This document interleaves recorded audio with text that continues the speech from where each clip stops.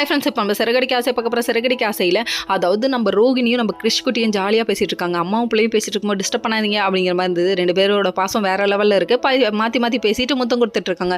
அம்மா நீதாம்மா நாளைக்கு வரணும் கட்டுப்பிரிக்கன்னு சொல்கிறாங்க. சரின்னு சொல்லிட்டு பேசி முடிச்சுட்டு வெளியே வராங்க. வெளியே வந்தோடனே முத்து, ரோகிணி, மனோஜ் எல்லாருமே சேர்ந்து ஒன்றா நின்றுட்டு இருக்க கேப்பில் அதாவது யார் வரா, விஜயா வராங்க. வந்தோடனே இதுங்கெல்லாம் கிளம்பி தொலைய மாட்டேங்குது அப்படி இப்படின்னு பேச ஆரம்பிச்சிட்டாங்க. உடனே நம்ம முத்து என்ன சொல்லிட்டாருன்னா, நீயும்மா இதெல்லாம் நடிப்புன்னு எனக்கு தெரியாமல் போயிடுச்சு அப்படி இப்படின்னு சொல்ல ஆரம்பிச்சாங்க. சொன்னதுக்கப்புறமா அதான் மனோஜ் இதுதான் சான்ஸ்னு கண்ணா பின்னான்னு பேசுகிறாங்க. பேசிக்கிட்டே இருக்கும்போது விஜய் என்ன சொல்லிட்டாங்கன்னா, மறுபடியும் இதெல்லாம் என்ன போகிறப்போன்னு குழந்தைய சொல்ல ஆன்ட்டி அப்படின்னு சொல்லிட்டு கத்த ஆரம்பிச்சிட்டாங்க. நம்ம ரோகிணி இல்லை ஒரு குழந்தைய போய் இப்படி சொல்கிறீங்களே தப்பு இல்லையான்னு சொல்லி கேட்குறாங்க. அதுக்கப்புறம் மனோஜ் என்ன சொல்கிறாங்கன்னா, போனால் போதுன்னு 2 நாள் தங்க சொன்னேன், ஆனால் இவங்க இருந்துட்டு எல்லாம் இப்படி 2 நாள் தங்குவாங்கன்னு நான் எதிர்பார்க்கல, ஒரு ஃபார்மாலிட்டிக்காக சொன்னேன் அப்படிங்கிறாங்க.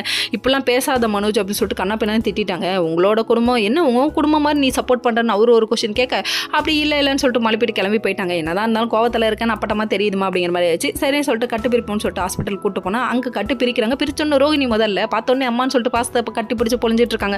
பொழிஞ்சிட்டே இருக்கும்போது நம்ம மீனா வெளியே வர, என்ன ரோகிணி நீங்கள் இங்கே இருக்கீங்கன்னு சொல்கிறாங்க. இல்லை நான் வந்துட்டு அமௌண்ட் வாங்குறதுக்காக வந்தேன், மேனேஜரை பார்க்க வந்தேன்னு சொல்லிட்டாங்க. அந்த டைமில் இவங்க பேக்கை விட்டுட்டு போயிருந்தாங்க, அதான் கொடுக்க வந்தேன் அப்படின்னு சொல்கிறாங்க.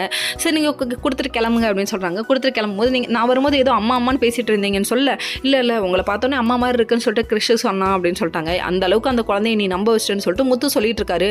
நீ நடிக்கிறங்கிறது அந்த குழந்தைக்கு தெரில, குழந்தைங்கன்னா நல்லவங்க, அது புரிஞ்சுக்கோங்க, நம்மளாம் குழந்தையாவே இருந்திருக்கலாம் அப்படின்னு சொல்லி பேசிட்டு இருக்காங்க. அது மட்டும் இல்லை, பாட்டிக்கிட்ட வளர்ந்ததால் தான் என்ன எங்கள் அம்மா இந்த அளவுக்கு நடத்துறாங்கன்னு சொல்லிட்டு ரோகிணி முன்னாடியே சொல்லிட்டு இருக்காரு. ஓகே ஃப்ரெண்ட்ஸ், நெக்ஸ்ட் வீடியோவில் பார்ப்போம்.